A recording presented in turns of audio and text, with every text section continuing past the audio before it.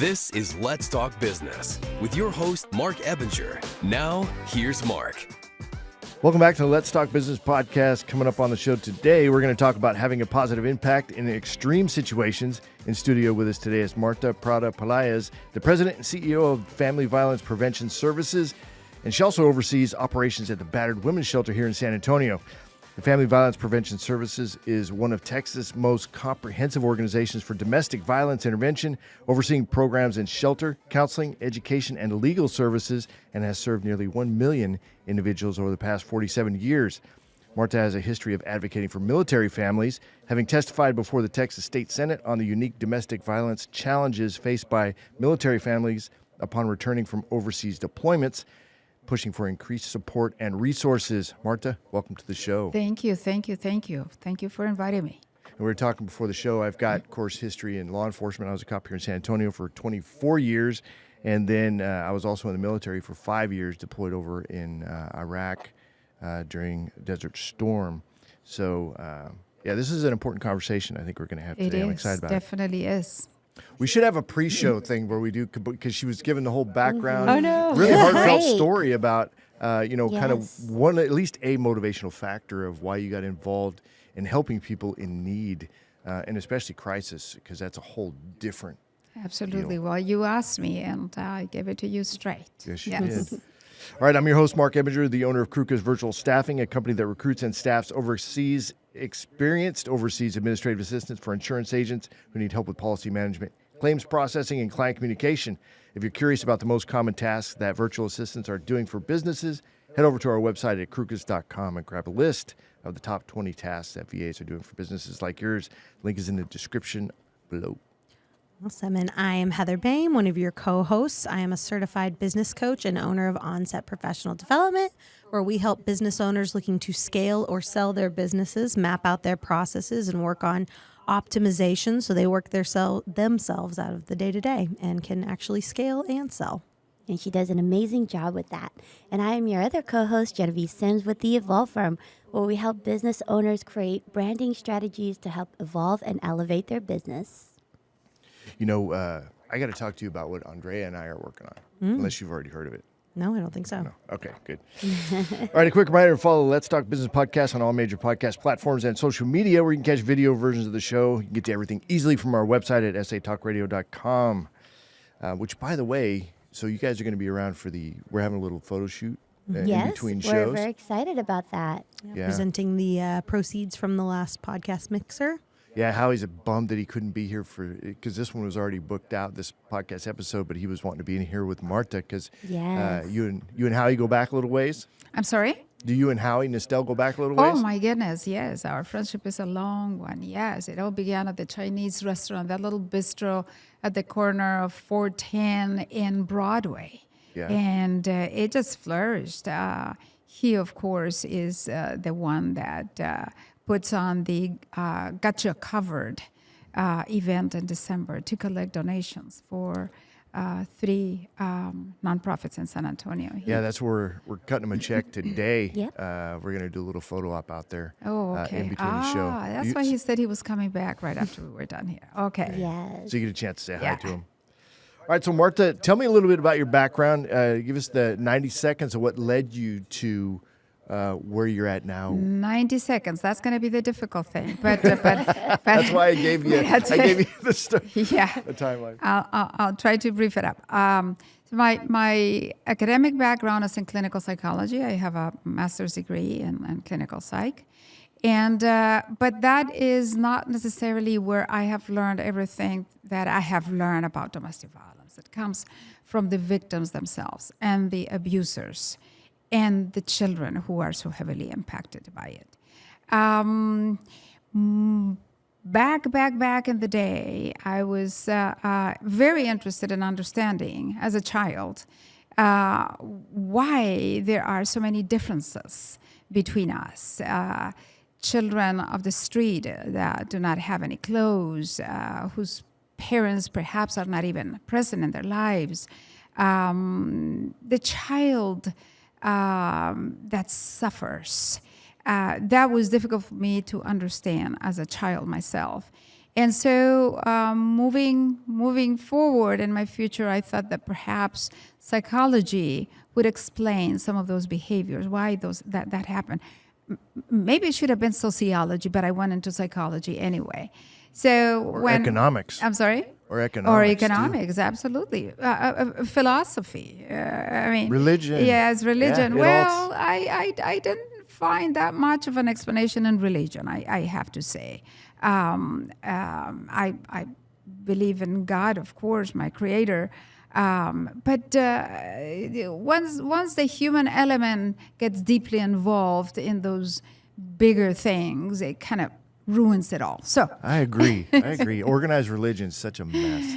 Yes. It hasn't done much for humankind. So through Chicago, we arrived in Texas, my husband and our 3 children, and called it home. And 26 years ago, I became one of the members of Family Violence Prevention Services to address and alleviate domestic violence in our community. And boy, was I wrong, because 26 years, even though I had the passion, the commitment, the determination, and the desire to end domestic violence, here we are. It's an insidious issue. It happens in bedrooms between 2 people, mostly, who have children in common, finances in common, a past in common, and neither one of them want to speak out and to ask for help for different reasons, of course. So it's something that is fed by secrecy, and here we are with trends all moving upward and more people coming to our doors. So, how does it make you feel as somebody who's dedicated a significant portion of your life towards this type of career to see, because I went through this as a cop, so I saw plenty on my side, right? But I'm curious, another public servant, what are your thoughts looking back, going, okay, well, the problem's only gotten worse. You probably have issues with maybe the way things are handled, whether it's allocation of resources or whether it's the system itself.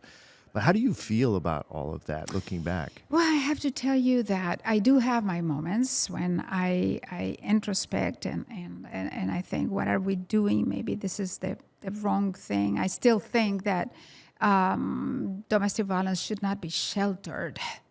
There should be another approach.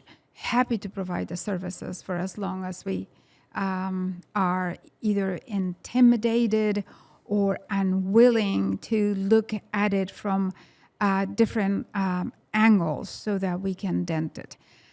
My moments of biggest reward come when I am in HEB by the tomatoes, and here comes a mother running and says, Marta, do you remember me? And I sometimes I say yes, but really I do not. And she says, I was at the shelter, I was with my children, and we received the help, and we learned so much, and look at me today.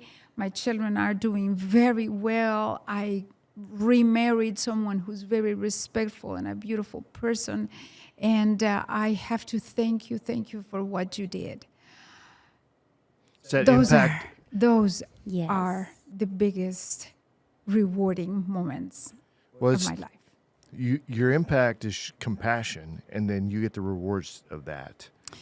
I have to clarify, however, that I speak in the singular first person, that there are 98 other persons behind me. So this is it's a team, wonderful team effort, and we all participate equally. So I'm wondering, like, you're saying it's going up. You're getting more and more people in the shelter as time goes by. Is that because domestic violence is increasing, or is it because people coming forward is becoming more common versus hiding it? Like, was there the same amount of domestic violence back in the day, but people just never admitted to it, never sought help for it? Or is it truly becoming worse? It's very difficult to pinpoint just one factor, but I think it's a combination of things. Also, speaking about it, educating people. So what we would like is for them to come earlier in the cycle. However, that's not the person that we see. We see someone with horrific damage to their minds, to their self-esteem, to their hope, to their bodies. So we are these days, and I have been emphatic in addressing the generational impact of domestic violence. And it is our most, I want to say, intense effort that we do to make sure that the children are intervened earlier, or even better, that the children do not have to be exposed to domestic violence, because the parents see how damaging and understand how damaging it can be. It's true. And so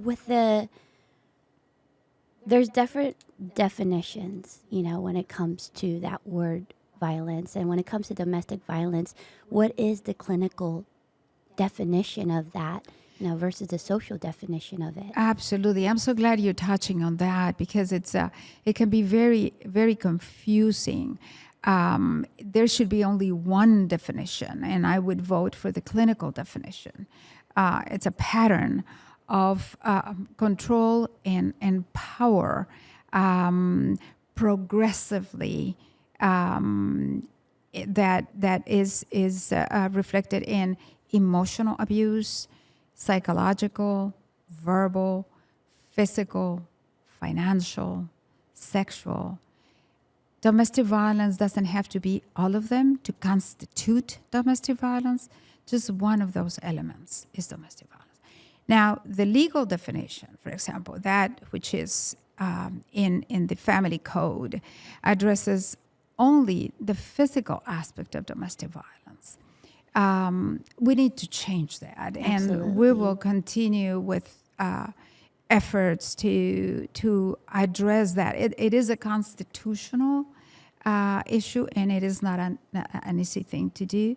But nothing is easy about domestic violence. So we will continue making sure that coercive behaviors and coercive control is there for victims to appeal to the law and to have the right to claim coercive control, not just physical.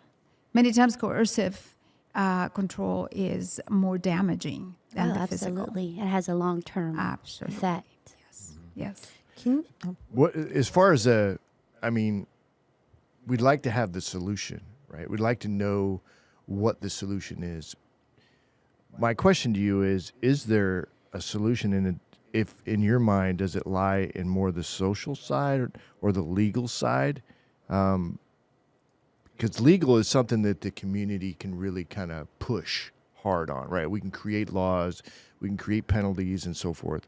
The social stuff's a little bit harder because it has to kind of come from the heart of the city and come out. Seems to me that's more effective if you can really raise not just social awareness, but also social involvement, right? The involvement of the community in a way that is designed to educate, protect, and penalize. Absolutely, Mark. You just put your finger on it. So I am of the opinion that education is the key element. If we're going to prevent it before it happens, primary prevention, you need to be educated. You need to understand what domestic violence is, what is not, what it sounds like, what it can do to you, what it can do to your children, to your daughter, to your mother, to your sister, your best friend.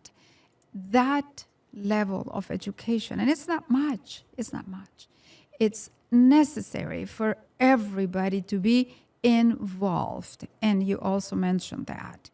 We need to abandon the culture of non-involvement. Right. Right, because there's something evil about knowledge without action, right? Because when you're aware of something and you take no action on it as a community, Yes. right? San Antonio is very educated and aware, generally speaking, the leadership, that there's an issue here. We're also aware, as our conversation started this morning, that it's getting worse. So where does the solution lie? And do we as a society really want a solution? I mean, is it that important? My thought, though, is that it's education, but then it's also like, and you talked about this, you touched on it earlier when you were in the store and the kids came up, right? Well, that's because you were involved in the solution for them. That's the person being involved in implementing a solution that was kind and compassionate and not cold and legal or harsh, right? That's what the kids remember, and that's how you know what's right and what's not right. Absolutely. And the same approach needs to be implemented with those who choose to abuse. Many of them come from abuse, child abuse, sexually abused, grown in domestic violence environments. So we are the products of what we have seen. And so if all you have seen in your life is disrespect for the partner, indolence, passionless, it's normalized. Then that normalizes domestic violence in your life. And pretty soon you think, there's absolutely nothing wrong. And they come to us in our perpetrators program saying, I didn't do anything. I just slapped her, but it was my wife. This is what actually some of them say. Yeah. Well, and that's what's so fascinating about the psychology piece of it, because like I'm always fascinated by how malleable the human brain is. So when kids see that as children or they experience it, it's a trauma, whether they're just witnessing it or they are receiving the abuse. So what does that intervention when you catch them as children look like to divert that course? Is it therapy? Like, how do you take that imprint that you almost couldn't prevent because they're, you know, that's a hard and fast line of it. They're your kids. They're in your house. I don't know what happens behind closed doors. I think about it all the time with my kids' friends. I'm like, what's going on? I don't know. I can't possibly know unless it gets so bad that there's like physical evidence. So how do you combat that once you know it's happening, but it's still early enough? Is it ever early enough? It's never too early. Little boys are picking up their social cues, social behavioral cues from the father, usually, right? So that little boy is born with a blank little blackboard that he carries, you know, under his little arm. And someone is continuously writing on it. So those are the social cues that little boy is picking up from the father. So the little girl is also picking up the social cues from the mother. So the mother is subservient, is afraid to express her opinion, doesn't have a prominent role in the affairs of the home, is screamed at. She's not the one screaming. She's not the one hitting. That little girl is learning her social cues from the mother and has a little blank tablet under her little arm. So when they grow up, little girl, little boy are attracted to that person with whom they can put to the best exercise those social cues that they have picked up when they're little. It's interesting. I don't think I've ever heard it said like that, but it makes a lot of To sense. your question, what do? You become conscientious as a parent. And if you are a loving parent, as most parents are, then you start being very aware of what is happening in your home as it relates to respect between the parents. Yeah, and I'll tell you as a parent too, I made mistakes, right? Sure. And actually apologize for them. Oh, that's a It's the new, greatest thing you could do is to like, new apologize when you generational do. thing of actually taking ownership that you made a mistake Yes. and apologizing for yeah. it rather than saying, well, I'm the parent. Exactly. But not in a point of weakness either. Not like, oh, I'm ashamed now. There's no, I made a mistake. I won't do that again. And we move on, right? I mean, but it's in a, a sincere apology type situation, which I think is good because that can kind of end that cycle, right? Right. Of whatever the particular thing was. When it comes that reminds me of the person that steps down from the pedestal. Us parents tend to climb on that pedestal the moment we become parents, right? And because since birth, of course, we're in control of that little human being now we call ours, and everything, the safety, the survival of that little child is on the parents. But we have to learn that the children are not necessarily human in body, ours. They're not ours. We're raising them for themselves so that they can be healthy, capable individuals in the future. The parent needs to come down from that pedestal, especially before they become teenagers, so that you can talk to them equal to equal and share with them experiences that included mistakes. We're talking about mistakes.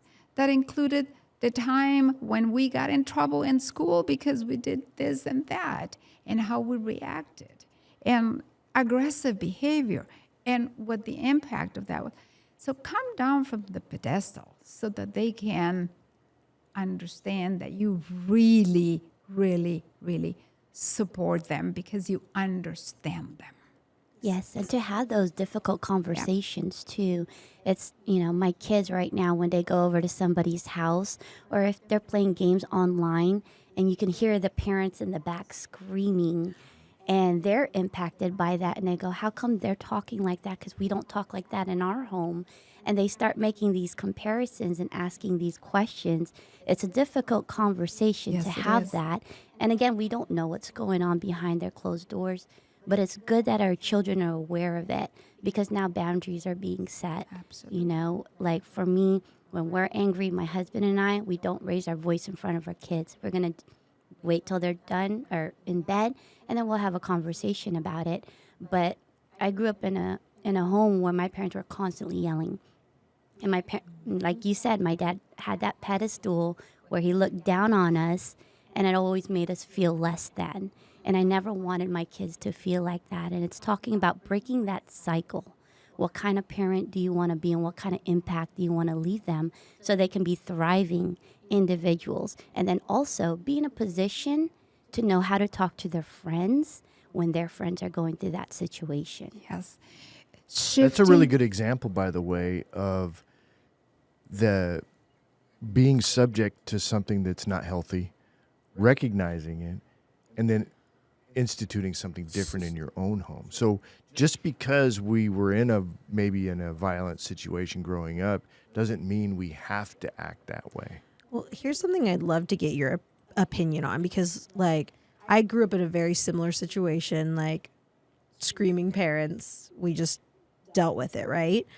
And I look back at, my 20s, right? When I feel like I didn't come online really until like 27, right? Your brain doesn't truly mature until 25, they say. And a lot of my personal growth has happened post like 27 years old. It's like, I'm so much more aware of things. I'm so much more conscious of things. The way I think through things are vastly different than I did in my early 20s.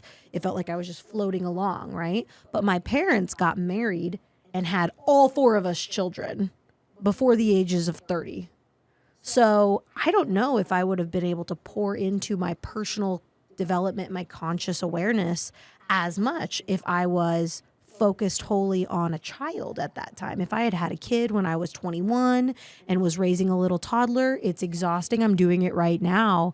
And I can absolutely like look back on that and see where if I weren't as consciously aware of the decisions I was making, it would be very easy to spank them. It would be very easy to like get fed up with these little tantrums that they of course throw because they're feeling big feelings. But I've had that chance to grow where my parents didn't really. They got married really young. And if they were like me, well, then they were kind of still offline psychologically until their late 30s. And by then the patterns are so ingrained. So do you see that a lot where the abusers or the people that are in these patterns tended to like get married young, have kids young, and then that cycle just continues? I would say generally yes. So the demographics, the family that comes to the shelter is a woman about 35, 36 years old, and she comes with 3 children in tow, ages 10, 8, 6, and maybe a 6-month-old little one in her arms. So definitely you gain a lot by that maturity of the different points of references that life may offer when you are 3, 4, 5 years older. Absolutely. That's why I think it takes a village really to raise kids, because then you have, you're in the hustle, whether you're 22 to 30, you're having your kids, but you need the help, you need the maturity, and this is where that second, or the parents can help, the grandparents at this point can help ease some of the burden and impart that wisdom, of course, if the younger generation is willing to receive that wisdom. Absolutely. The mobility of our society in this country has that serious impact and negative impact on families because they do not have immediate access, at least. Well, now it's time for the grandparents to move. So, and I'm seeing that more and more where the older generation is moving to where the younger generation is. So it's almost kind of, that's coming back full circle, I think. Hopefully the impact will be seen soon. Yes, and before the show started, Marta, we were talking about the rebrand from the name Battered Women's Shelter to now Family Violence Prevention. And I love how you describe that. Can you tell our listeners a little bit more about that change and why the name is what it is now? Absolutely. So the name is important, right? Absolutely. It not only reflects what happens in that building, but it also reflects the people that live in that building and what happens. So the original name of our residential program was Women's Center at the very beginning, and then it evolved Battered Women Shelter. When I came along, I asked the board to please add children behind women. Basically, at the moment, because the majority of the people who are victims of domestic violence are not women, as shocking as that may sound. They're not men. They're children. At any time, I can, with confidence, say, related to the census, we have 2/3 children and 1/3 adults. Right, because you have multiple children usually. When one of the family members come in, typically women will come in, they'll bring children in tow. And they are victimized, as we already talked about, by the abuser, even if the abuser doesn't put a finger on them. Yeah. What, with respect to, this show, a lot of entrepreneurs listen to this show. When it comes to being an entrepreneur, there's a lot of stressors associated with it. What in your mind are some of the key stressors that are triggering these types of incidents, these family violence incidents in the home? As a business? So business, that's a stressor, right? But what are some stressors in your experience that trigger, these types? Financial, obviously, is the one that I'm alluding to because, entrepreneurs, they're busy. There's a lot of time management issues which is why they need Heather to get their structure Not squared today, away. but Very true. most of the time. But there's, finance pressures, time pressures, deadlines. There's lots of stuff like that. But in your experience, what kind of stressors are typically triggering these types of incidents? Including those that are triggering and are stressors for business. We are in the business of alleviating the impact of an abusive person on the family. That's our business. So to what may bring stress today may be the family that arrives, and we learned that 2 hours after she arrived, we have a communication that letting us know that the abuser knows where she is. So after that ordeal that it was for her to make the decision, or even if she wasn't in position of all of the decision and the patrol, the police officer was the one who brought her to the shelter, we have to move them again. We have to find another place for them in order to keep them safe. Well, and that's the thing. I feel like with that type of person, I don't think there is one real trigger. And that's what's kind of scary about it, is like you never really know. It's like you're walking on eggshells. And it may not be physical abuse. It may just be like getting screamed at, getting yelled at, but you never know. Sometimes like you can be doing almost nothing and it can happen. And that's the scary part. So everyone around these people learns to kind of walk on eggshells. You're always a little bit tense, because the slightest thing can go haywire, and then all of a sudden the entire mood has shifted. So I think that too is where, on TikTok, social media, a lot of the conversation and a lot of similar traits come up in entrepreneurship of like narcissism, gaslighting, and there's a fine line of being direct and confident and commanding and being narcissistic, and you're brainwashing and you're gaslighting me. So have you seen that be a trigger for women to come where they've become aware that this isn't normal, that they're starting to recognize those signs? And like, what are those signs? Because I feel like people need to know, like, how do I know I'm being gaslit, instead of how do I know this is an actual narcissism trait and it's not just a trendy, I'm going to call everybody who I don't like narcissistic. There's that fine line in today's society. Absolutely. So that's a loaded question, and I want to cover everything. So that stress can come from so many directions. I mean, I tell you, I'm walking the hallways of the shelter, and I see a stressor in the woman that is walking towards me, because I see her face. She's very, very sad. She looks, or the children are very somber. They're not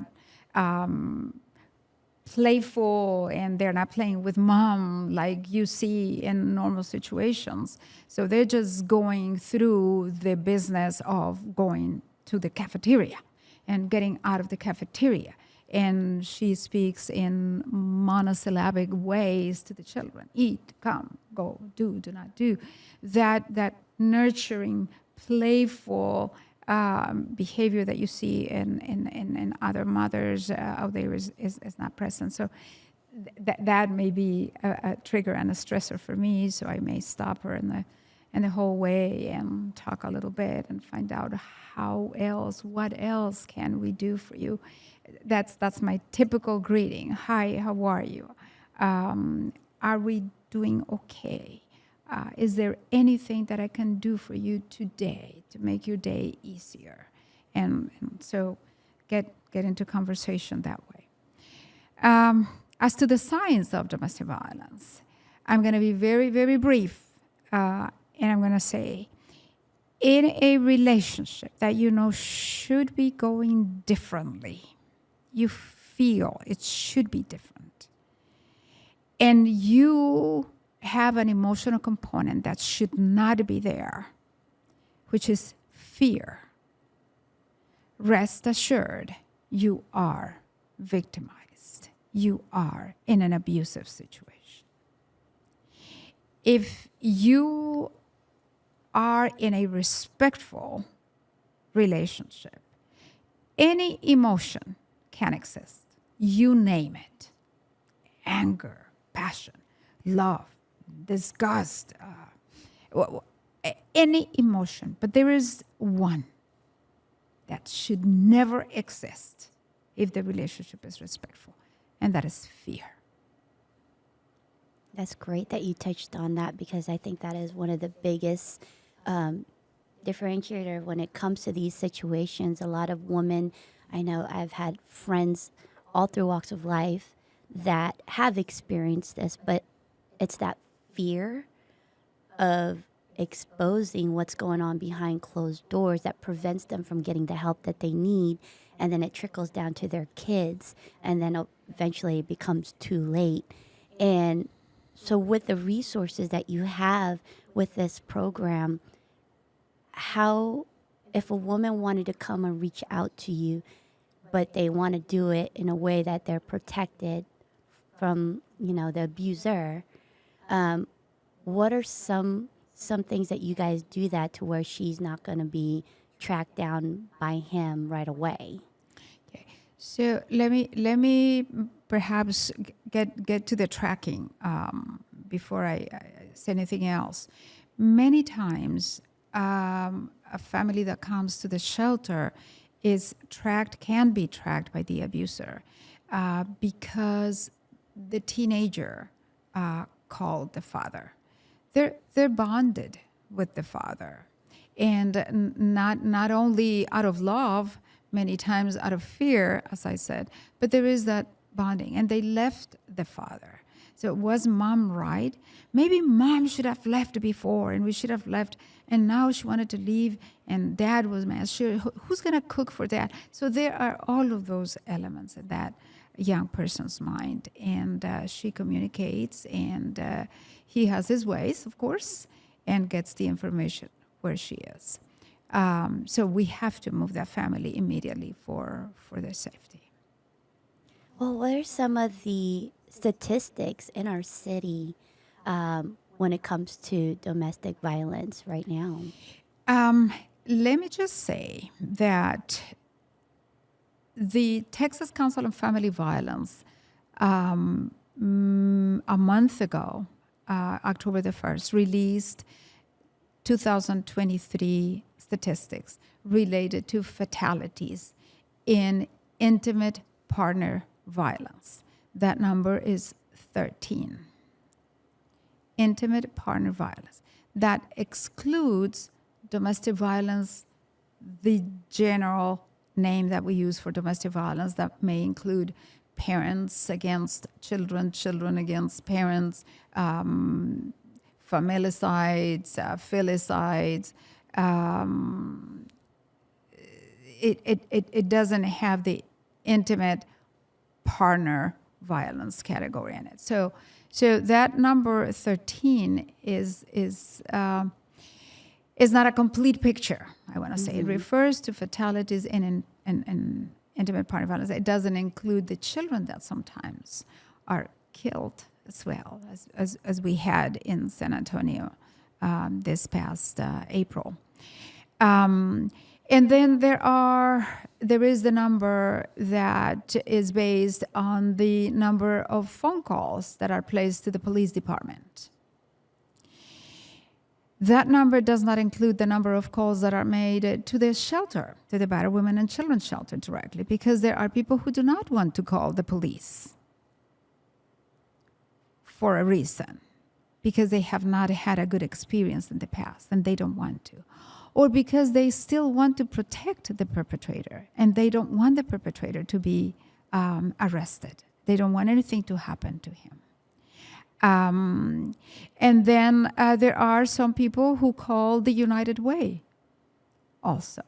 So when it comes to numbers, I want to stay away from focusing strongly on a figure that perhaps is not going to be the correct.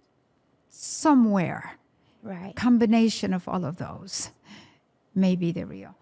I would love to focus on what can each and every one of us do to prevent the next fatality. That is an absolute great approach. I think in the beginning of our conversation, you had really touched upon that, is looking at people not as numbers or another fatality, but looking at them as individuals with a unique situation and bringing the resources to be able to help and facilitate with that. So let's shift gears over to teen dating violence. This is something, I don't know that I'd heard that term. I mean, it makes sense. We know that this is a thing, but it's probably been a thing since I was a kid, but this is a different label. So what's going on in the teen dating violence world? In talking to teens, it is a more severe situation. So it's 1 in 3 women in the state of Texas, adult women, who will be abused in her life. 1 woman out of 3. When it comes to teens, it's 82% of them. So it is a much, much higher, much more serious playing field when it comes to them. How do you define abuse, though? I'm sorry. How's abuse defined? When you say 82%? Same thing. So Physical violence. Yes. Well, it's everything that we talked about. It's the coercive behaviors. It's the same definition. The same emotional, psychological, verbal, physical abuse, sexual abuse that happens to the teens. There are some differences. The teen is more apt to protect the boyfriend. She really doesn't want anything to happen to the boyfriend. In reference to the adult woman, there comes a point in time where the adult woman is very ready to take action, very ready to leave, or very ready to call the police. That is less of a situation that presents when it comes to teens. Teens tend to be more cliquish, if you will. So they create a circle of protection around the information, whether something wrong is happening in the relationship with friends. And there is that very, very close-knit situation. So it goes to something that we were talking before. If there isn't that open communication with the parents, the danger is bigger. Because that's what wolves do with sheep, right? Yeah. To get them by themselves. Absolutely. It's They separate them terrifying from the because, like, flock. you're going through hormone changes. Their brains kind of turn mushy for a few years. If the boys have been, or, even the girls have been seeing a pattern of abuse, and then girls, like, they just get into their first relationship. They're in love. Mm-hmm. Nothing worse can happen to a teenager. Yes, right. And then all of a sudden you're making dumb decisions, putting yourself in not so, like, have we not all put ourselves in a dangerous situations as a teenager? And Absolutely. because you're a teenager, and some of us were lucky enough to come out of it not. That's where mom would do wonderful things if she had a closer, more open relationship. And it can happen at any time, even if the relationship has not been a very communicative one. But she can have it and talk about her, not talk about her daughter. Just talk about her. I remember when I was 15, I had this boyfriend, and this is what I thought had happened. And oh my gosh, was I wrong? And so that would go a longer way than if you say, you will not go out tonight, you will not see him anymore. 'Cause my mom did that to me. Right before I went to too. college, she told me a chilling tale of what happened to her in college. And I did not go to one single college party. Not one, because I was horrified. And I did not drink until I was 21. It's effective.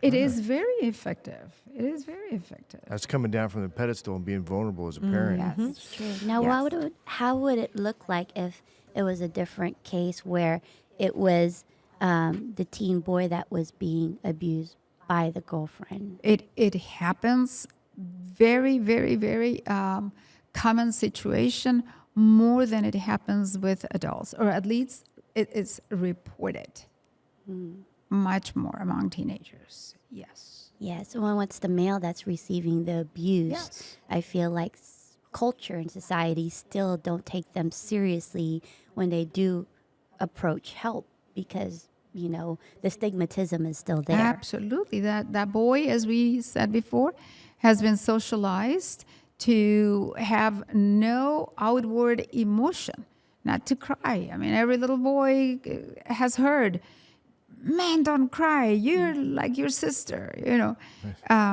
So it's much more difficult for a young man to come forth and say, "I'm being abused by my girlfriend." All right, we are out of time. Marta, if Oh, folks my want to get, goodness. it goes by quick, right? It Yes. It's almost 50 minutes, goes by pretty fast. If folks want to get involved with what you're doing over there, where do they go? Please go to our website and you will see what resources are available for victims of any age, gender. If you want to donate, you will also be directed what to do, their phone numbers, and volunteering opportunities, internship opportunities. We work with all universities to provide programming for master's level, bachelor's, doctoral level students to participate in learning about domestic violence. For those who are victimized, you don't have to be. Please come forth. Our 24-hour hotline is 210-733-8810. All right, Marta, thank you very much for coming in today. Thank Appreciate you. it. Thank you. All right, as we wrap up the show, a quick reminder to check out our latest podcast and catch a video version of the show anytime by visiting our website at satalkradio.com. That's going to be it for this one. Yet another San Antonio-centric, but really applies to everybody across the nation. But thanks for the work you're doing, Marta. Appreciate it. All right, that's going to be it for this one. You guys have a great week. We'll see you on the next one.